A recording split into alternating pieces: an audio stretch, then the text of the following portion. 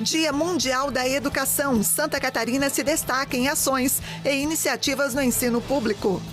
No Clássico das Nações, Flamengo goleia Corinthians por 4-0 e se torna novo líder do Campeonato Brasileiro Série A. Apagão afeta toda a Península Ibérica e gera pânico na população. Caos no trânsito, metrôs, aviões, elevadores. Diversos serviços são interrompidos. Eleições legislativas no Canadá. Canadenses votam para eleger primeiro-ministro sob novas ameaças de Donald Trump. Fiéis católicos visitam túmulo de Papa Francisco em Roma. Vaticano decide. Conclave começa em 7 de maio. E ainda... Inovação, conexões e empreendedorismo no sul de Santa Catarina. O Empreende SC movimentou mais de 2.000 pessoas em Criciúma para impulsionar negócios e transformar o ecossistema empresarial catarinense. Essas e outras notícias a partir de agora no Pix News.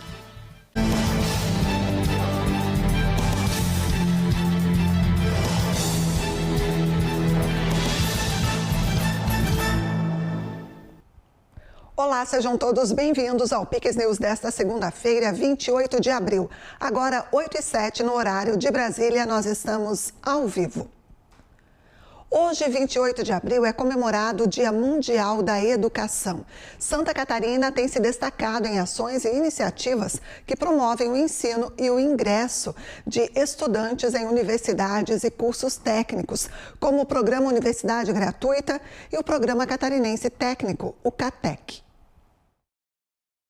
Em Santa Catarina, diversas ações e iniciativas na educação vêm sendo implementadas desde 2023. Ao todo, o estado tem mais de 525 mil estudantes, divididos entre escolas do ensino fundamental, ensino médio e educação de jovens e adultos.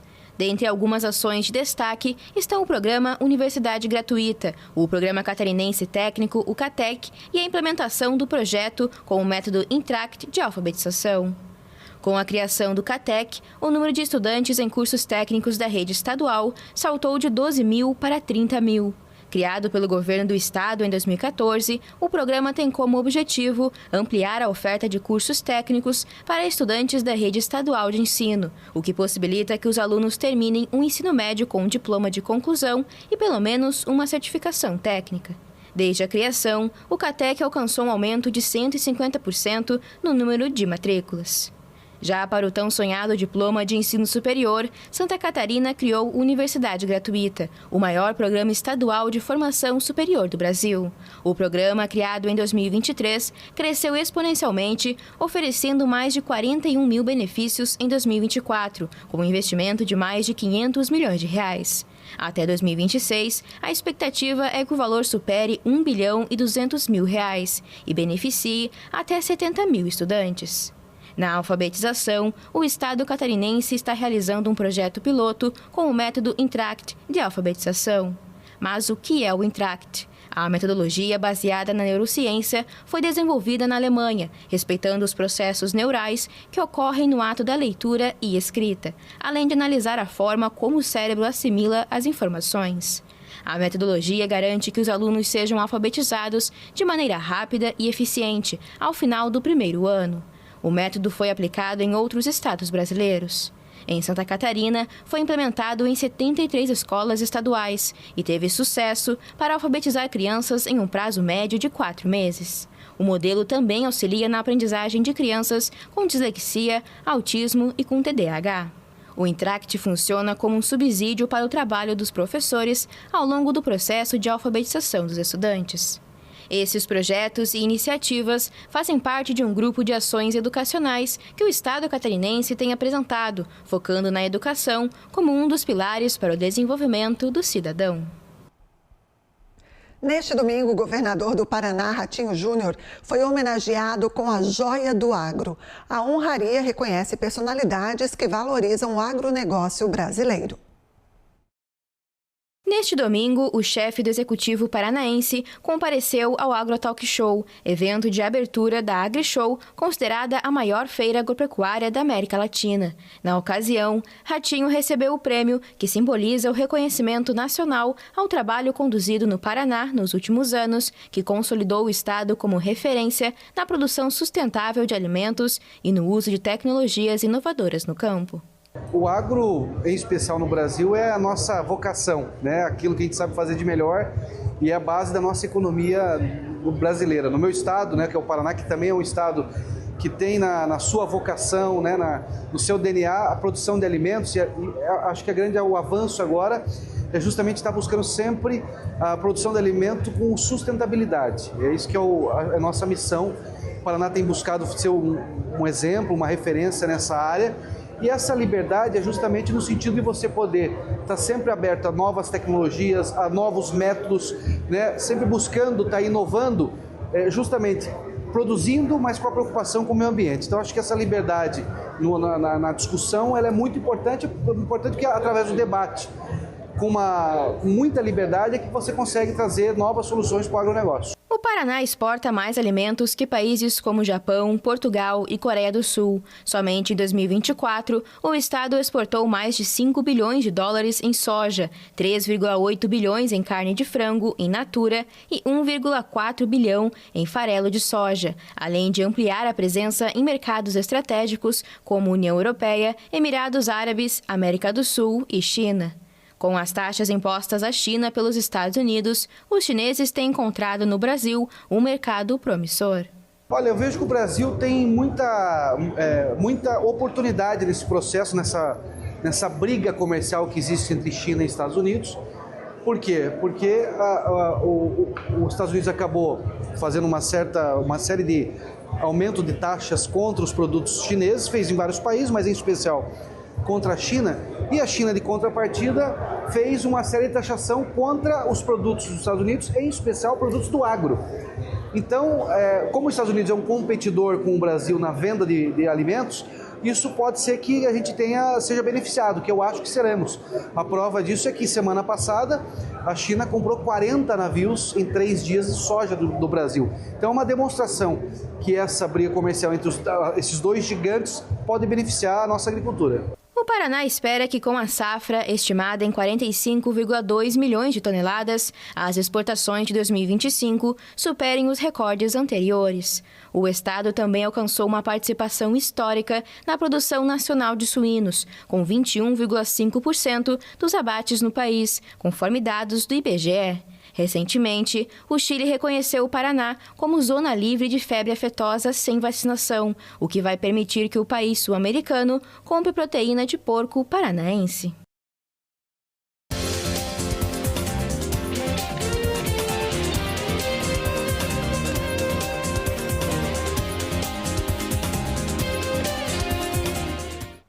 Vinícius Pacheco chega por aqui com as informações do Brasileirão. Destaque para a goleada do Flamengo em cima do Corinthians no Maracanã. O rubro-negro estava inspirado, e como estava inspirado, não é, Vini? Atropelou aí o Corinthians. Boa noite, bem-vindo. Boa noite, Andréia. Boa noite a todos que nos acompanham aqui no Pix News. E uma goleada e um show de bola no clássico das nações, das maiores torcidas do Brasil. O Flamengo levou a melhor, 4-0. E a gente confere agora o jogo que começou logo no início com um golaço do Cebolinha. Partindo aí da esquerda, mandou esse chute no canto, sem chances para o goleiro Hugo. Depois dessa tabelinha feita, Arrascaeta mandou no cantinho, abrindo 2-0. Goleiro Hugo, ex-Flamengo, bobeou, entregou nos pés de Pedro, o artilheiro, fazendo o terceiro gol da partida. O juizão entendeu que esse lance aí foi pênalti. E penalidade marcada, Pedro foi para a cobrança e fez o 4º gol do rubro-negro, fechando assim a goleada. E com essa derrota também, quem estava assistindo a partida e com certeza bem preocupado era o Dorival Júnior, que foi apresentado hoje pelo Timão e tem um contrato até dezembro de 2026. Preocupante a situação do Timão, tem bastante trabalho pela frente o Dorival Júnior. E vitória do Bahia fora de casa, que favoreceu muito também o Flamengo. O Palmeiras estava ali encostadinho. A vitória do Palmeiras na casa do Verdão deixou os flamenguistas num bom domingo, bem tranquilo e bem relaxado. E a gente confere porque no finalzinho do jogo o Bahia fez o gol da partida na tabelinha feita e quem levou a melhor foi o Kaique, fazendo o único gol da partida já nos acréscimos. 1-0 para o Bahia, que vem fazendo um bom campeonato aí, treinado pelo Rogério Ceni. Vitória também de 1-0 foi o Cruzeiro contra o Vasco também jogando nesse domingo. O placar magrinho, 1-0, e a gente confere agora, bola colocada para a área e quem completou foi o Christian, o único gol da partida, 1-0. Com essa derrota, o Vasco da Gama demitiu o técnico Carille. Agora seguindo também, o Grêmio, que também não está lá não está na sua melhor fase, acabou empatando fora de casa com o Vitória. E a gente confere agora, o Grêmio até saiu na frente, cobrança de escanteio, caiu nos pés aí do Gemerson, fazendo o primeiro gol da partida. Cobrança de falta, bola na área, sobrou para o Carlinhos empatar e deixar tudo igual, 1-1, Vitória e Grêmio. E no jogo de Santos e Bragantino, Bragantino venceu dentro da casa do Peixe, 2-1, e a gente confere agora. Bragantino fez o primeiro gol da partida com o Eduardo Sacha, fazendo um belo lance, mandou na gaveta e abriu 2-0 com o Ignacio La Quintana. Belo lance e o Santos até diminuiu com o David Washington, mas ficou assim 2-1 para o Bragantino. E ainda sobre essa sexta rodada do Campeonato Brasileiro, nos jogos de sábado a gente confere agora os resultados na tabela. O Internacional venceu por 3-1 no Clássico Gaúcho, 3-1, lembrando, 3 gols de escanteio com a cobrança do Alan Patrick, bem curioso. No jogo de Ceará e São Paulo ficou tudo igual, 1-1. No Clássico Carioca, Botafogo e Fluminense, melhor para o Botafogo, 2-0. Mirassol e Atlético Mineiro ficaram no 2-2 e no Clássico Nordestino, Sport e Fortaleza ficaram no empate sem gols.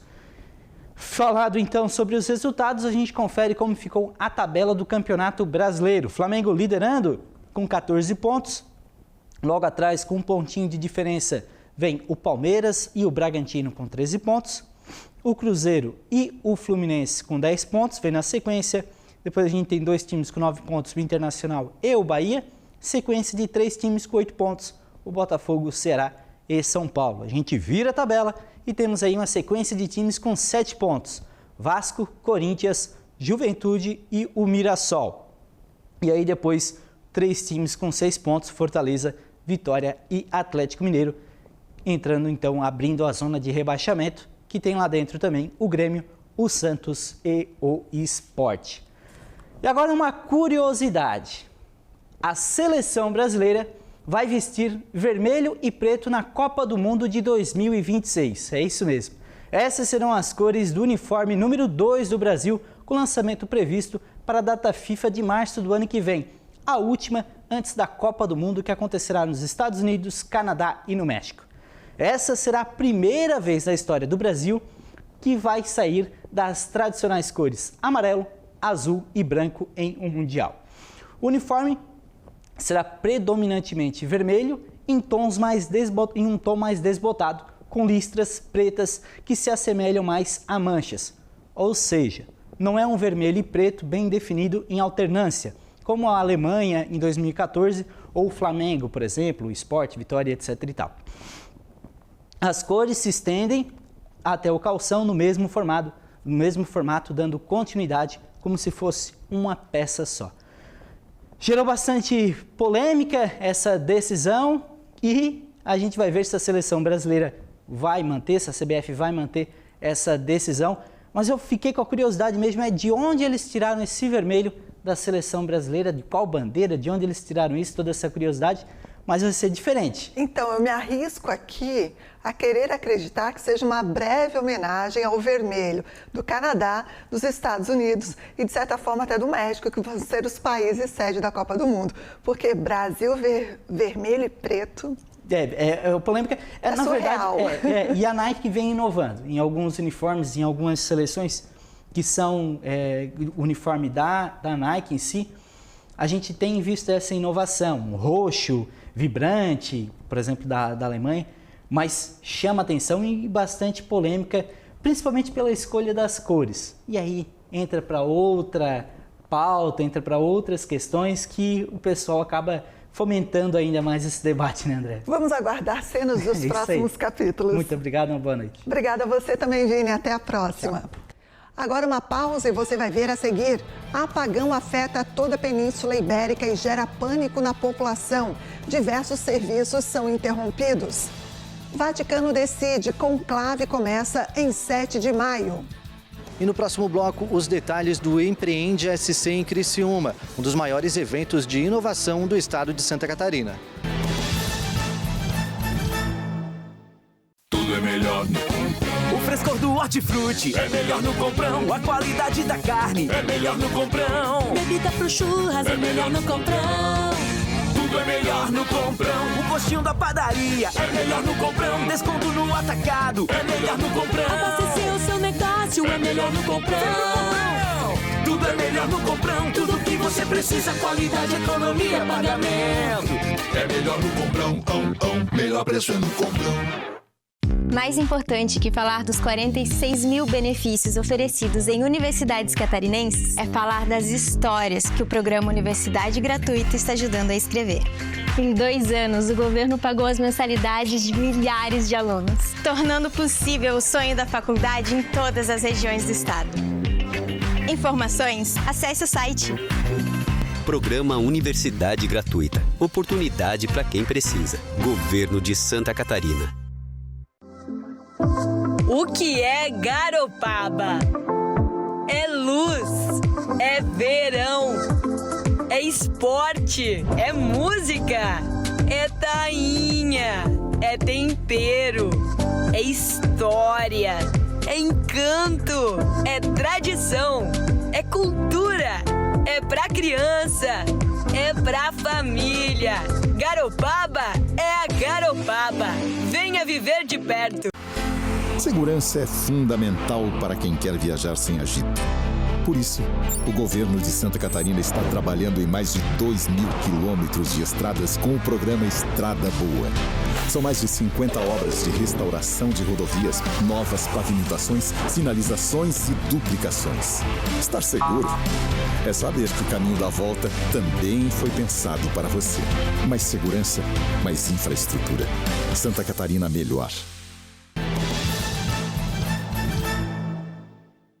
Estamos de volta com Pix News. Agora você confere alguns destaques internacionais. Um apagão de grandes proporções atingiu toda a Península Ibérica nesta segunda-feira e forçou a paralisação do trem ferroviário na Espanha. Parte do sul da França também foi afetada. A interrupção da energia afetou o transporte público e a rede de celular. Partes do sul da França também foram afetadas. A operadora espanhola Rede Elétrica alertou que levaria entre 6 e 10 horas para restaurar totalmente o serviço. A companhia também pediu para que se evitassem especulações sobre a causa do apagão, que ainda está sob investigação. Em Bruxelas, a Comissão Europeia afirmou que está em contato com as autoridades portuguesas e espanholas para compreender as causas subjacentes do apagão. Tanto em Madrid, no centro da península, quanto em Barcelona, no nordeste, muitos moradores saíram às ruas com os celulares na mão em busca de cobertura. Muitos semáforos não estavam funcionando, o que gerou engarrafamentos. O sistema de metrô também foi interrompido e a Direção-Geral de Trânsito pediu aos moradores que evitassem circular na medida do possível.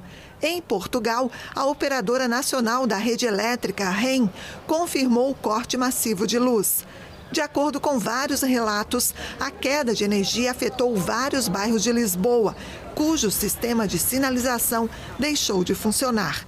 A imprensa local acrescentou que pelo menos 4 trens da malha do metrô da capital portuguesa tiveram que ser evacuados.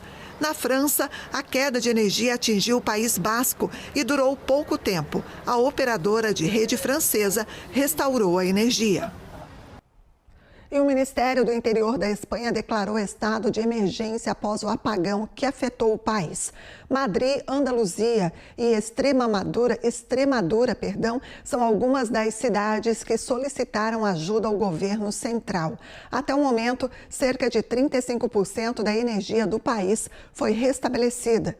De acordo com o diretor de serviços e operações da rede elétrica da Espanha, a origem do apagão foi uma desconexão do sistema europeu através da França. Não há previsão para que todo o abastecimento seja restabelecido. Mudando de assunto, negligência. Esse teria sido o principal fator que causou a grande explosão no maior porto do Irã no último sábado. A grande explosão no maior porto comercial do país deixou 65 pessoas mortas e foi causada por negligência. Foi o que afirmou o ministro do Interior, Eskander Momeni, nesta segunda-feira à televisão estatal. Alguns culpados foram identificados e convocados, e a investigação está em andamento. Houve deficiências, incluindo o não cumprimento das precauções de segurança e negligência em termos de defesa passiva. Ou seja, não deveríamos ter colocado todos os ovos na mesma cesta e deveríamos ter observado o princípio da dispersão.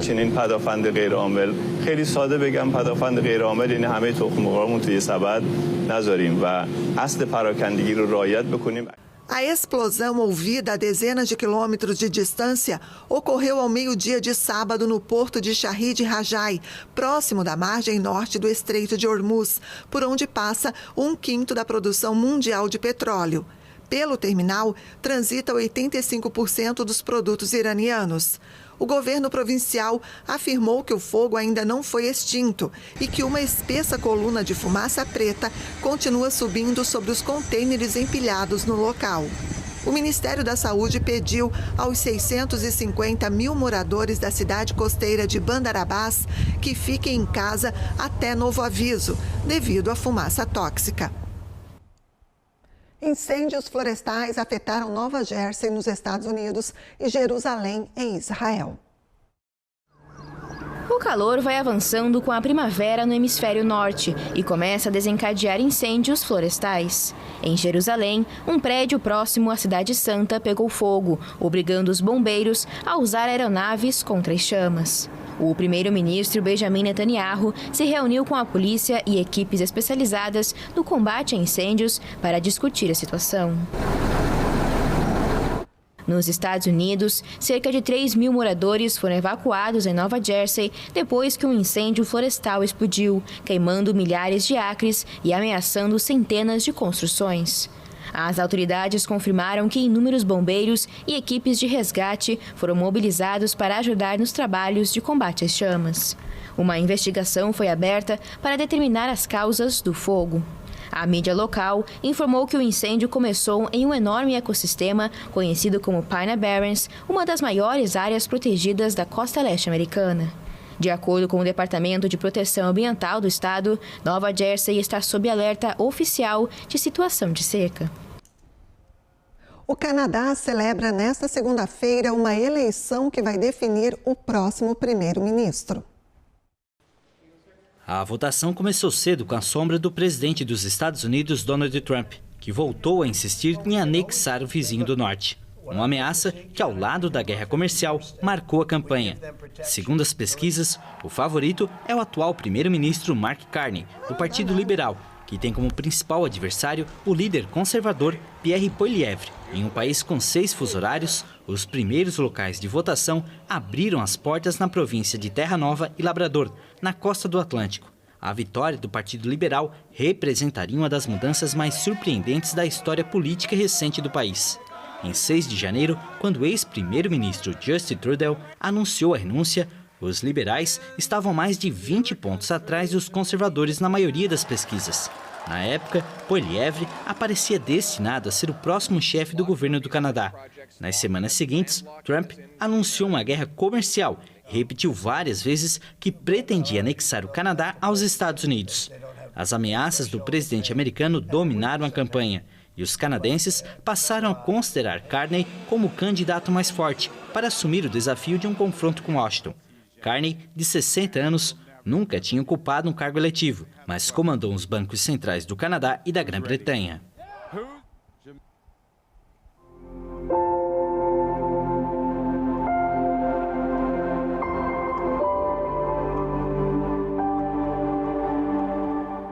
O Vaticano realizou a primeira missa após o sepultamento do Papa Francisco.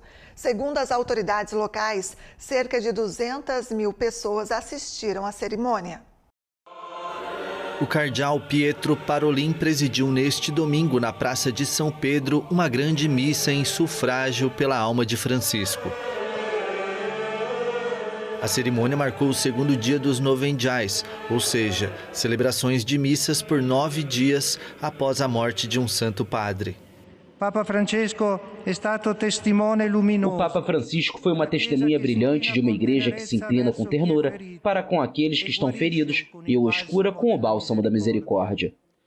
Ele nos lembrou que não pode haver paz sem o reconhecimento do outro, sem atenção aos mais fracos e, acima de tudo, nunca haverá paz se não aprendermos a perdoarmos uns aos outros, demonstrando uns aos outros a mesma misericórdia que Deus nos demonstra. Perdonarci reciprocamente, usando tra di noi la stessa misericordia che Dio ha verso la nostra vita. Cerca de 200 mil pessoas assistiram à homilia de Parolin no Vaticano, muitas delas peregrinos que participavam do Jubileu dos Adolescentes. Era no final desse encontro que ocorreria a canonização do beato Carlo Acutis, o padroeiro da internet, mas a celebração foi adiada por causa do falecimento de Francisco. Para o próximo Papa, esperamos que ele nos inclua como jovens na igreja, porque somos o futuro. Então esperamos ser incluídos em tudo. Houve o sínodo onde os jovens foram incluídos, então esperamos o mesmo, que continuemos com as mesmas iniciativas.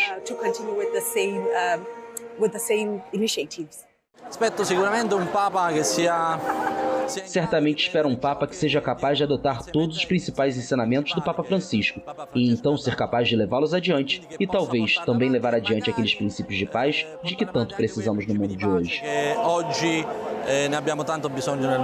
A data do conclave para eleger o sucessor do jesuíta argentino foi anunciada nesta segunda-feira. A eleição do novo Papa terá início em 7 de maio. Milhares de pessoas visitaram neste domingo o túmulo do Papa Francisco em Roma. O Santo Padre foi enterrado no sábado na Basílica de Santa Maria Maior, em Roma. De acordo com a imprensa italiana, mais de 10 mil pessoas fizeram fila desde o início da manhã deste domingo para o primeiro dia de visitação da sepultura do jesuíta argentino. Senti a necessidade de estar aqui esta manhã, às 5 horas, para ficar na fila. Era algo que eu tinha que fazer. Ele foi um grande homem, realmente nos deixou uma mensagem poderosa, um chamado para ajudar os necessitados, os pobres. Um grande Papa.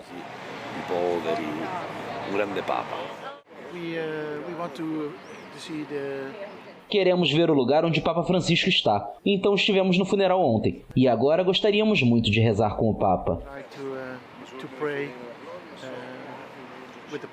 Em meio ao momento de tristeza, uma pergunta segue na cabeça dos fiéis católicos. Quem vai substituir o primeiro Papa latino-americano?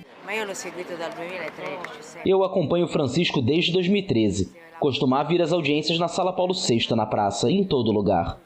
Sua simplicidade fazia a gente olhar para ele como um vizinho. O mais bonito é que ele transmitiu tanta confiança aos jovens. É uma pena a sua morte. O túmulo do Sumo Pontífice de número 266 é um reflexo da imagem de simplicidade que ele desejou projetar em vida. Fica na lateral do Templo do século V, local de uma antiga estante para castiçais entre 2 confessionários. Francisco escolheu este lugar pela proximidade com a imagem da Virgem Maria, Salus Populi Romani, a quem orava antes e depois de cada viagem.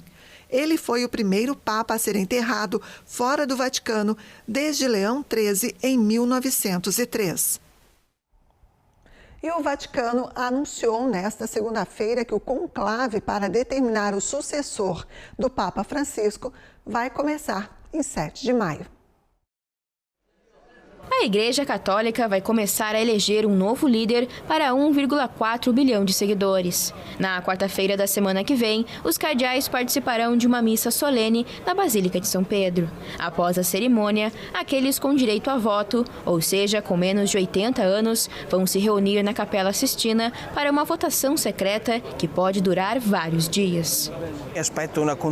Espero sinceramente pela continuidade das políticas de Francisco, porque dado tudo o que ele fez, acredito que a continuidade seria melhor para a Igreja como um todo. O Museu do Vaticano anunciou o fechamento da majestosa sala do Palácio Apostólico para organizar a eleição, que desperta fascínio há séculos. Dos 135 cardeais eleitores, 80% foram nomeados por Francisco. Claro que ognuno é uma pessoa a sé, mas É claro que cada um é uma pessoa, mas todas as portas que o Papa Francisco abriu à esperança, aos marginalizados, aos pobres, são uma igreja aberta, voltada para o exterior e não fechada. Espero que esses valores sejam reavivados e claramente expandidos. Uma igreja verdadeiramente inclusiva. Uma chiesa veramente inclusiva. Espero que seja nomeado um Papa que siga os passos de Francisco. Ao mesmo tempo, gostaria de um Papa negro. O primeiro pontífice latino-americano foi enterrado no sábado, após uma despedida solene na presença de líderes internacionais e 400 mil pessoas no Vaticano. Nos dias 24 e 25 de abril, empresários, investidores e startups de todo o país se encontraram em Criciúma para debater inovação e empreendedorismo. O Empreende SC 2025 trouxe novas oportunidades de negócios e movimentou a economia no sul catarinense. A nossa equipe esteve por lá conferindo todas as novidades. Com imagens de Henrique Sampaio, Carlos Eduardo Gomes nos conta como foi o evento no sul catarinense. O Empreende SC abriu espaço para o encontro de ideias e conexões estratégicas. Empresários, investidores, startups e líderes de mercado marcaram presença no evento, que trouxe palestras, mentorias e oportunidades. O Empreende SC transformou Criciúma num verdadeiro ponto de encontro para quem respira inovação e negócios. Por aqui são 6 palcos simultâneos, mais de 80 empresas nas feiras e uma programação intensa para quem quer empreender, fazer network e se aprofundar nas últimas tendências do mercado. Uma novidade para esse ano que a gente criou palcos temáticos, né? Então nós tínhamos a plenária, onde acontece conteúdos mais gerais, e palcos simultâneos com temáticas específicas, né? O evento também abriu espaço para quem busca apresentar novas soluções de mercado.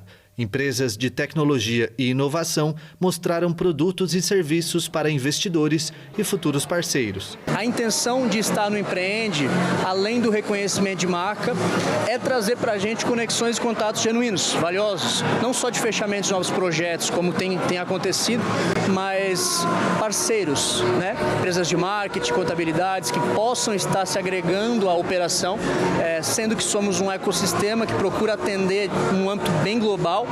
O que não temos em casa, a gente tem parceiros de qualidade ao redor. Nos palcos, especialistas compartilharam conhecimentos em áreas estratégicas para o empreendedorismo.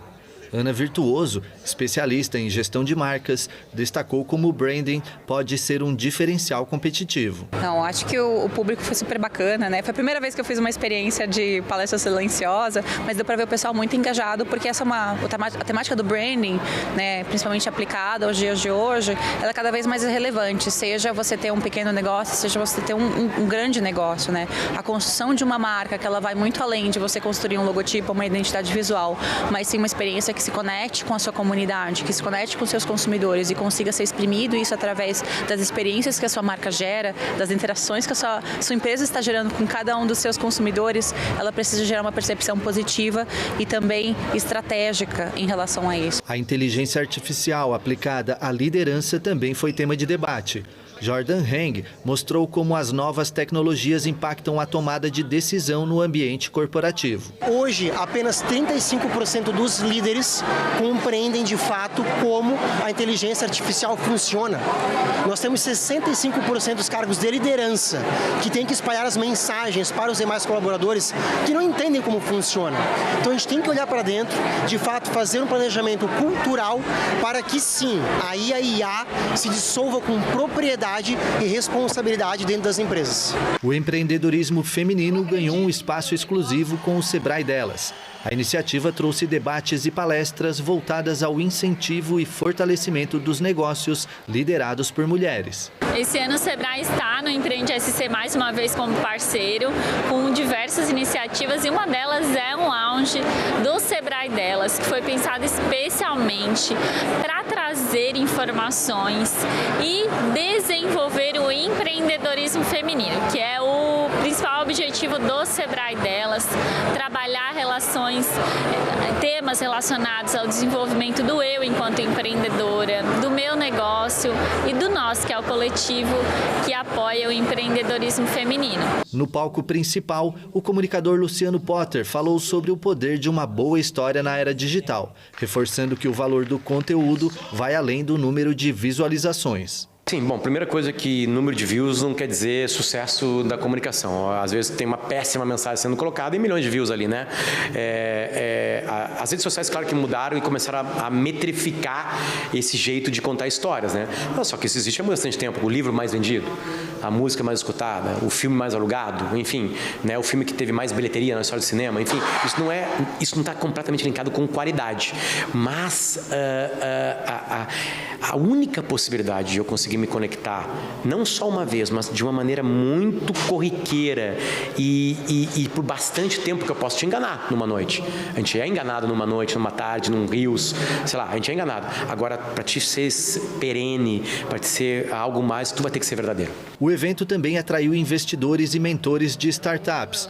Para eles, encontros como o Empreende SC fortalecem o ecossistema empreendedor da região sul do estado.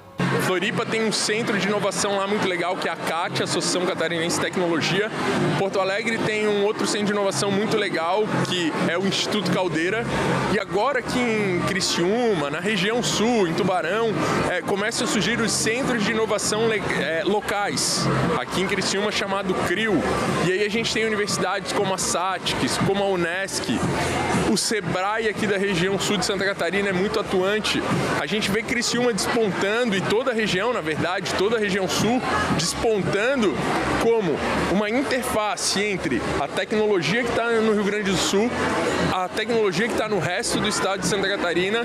Então é parada obrigatória. Eu vejo o desenvolvimento do evento, eu vejo consolidação da parceria da 49 com o Empreende SC, e eu vejo esse movimento do sul do estado se valorizar cada vez mais. Com a boa aceitação do público e dos expositores, os organizadores já confirmaram a próxima edição.